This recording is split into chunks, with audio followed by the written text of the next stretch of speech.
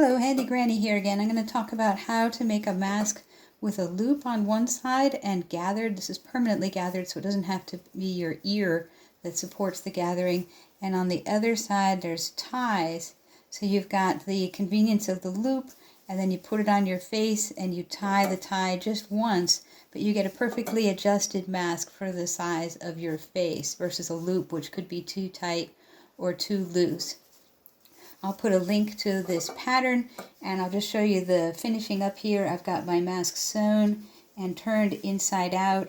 I've got a loop ready to go. I cut a 7.5 inch loop that I just sew a little bit here, and that's what I use for a standard adult mask. I cut 8.5 for an extra large adult mask and 6.5 for a children's mask.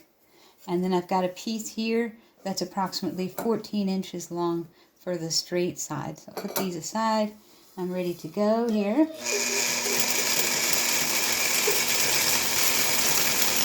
So when I get close to the first edge, I just stick the loop in. I put this sewn part close to this edge, fold it over, sew to the edge.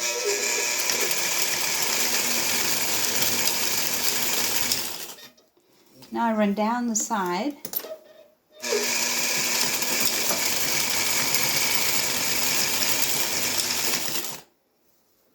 Now when I get to here, I pull this tight. So that's how I gather it, easy as can be.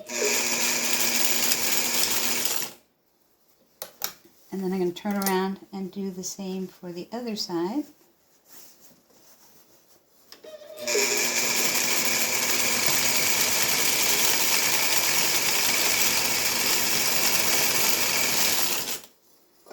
Cut my threads off.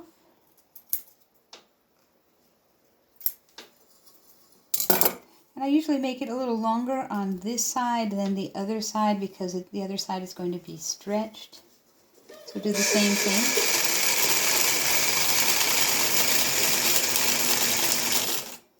Pause here, go down the side.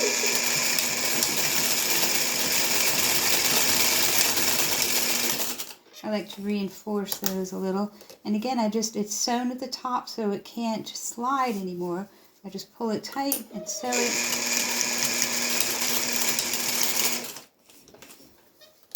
And voila.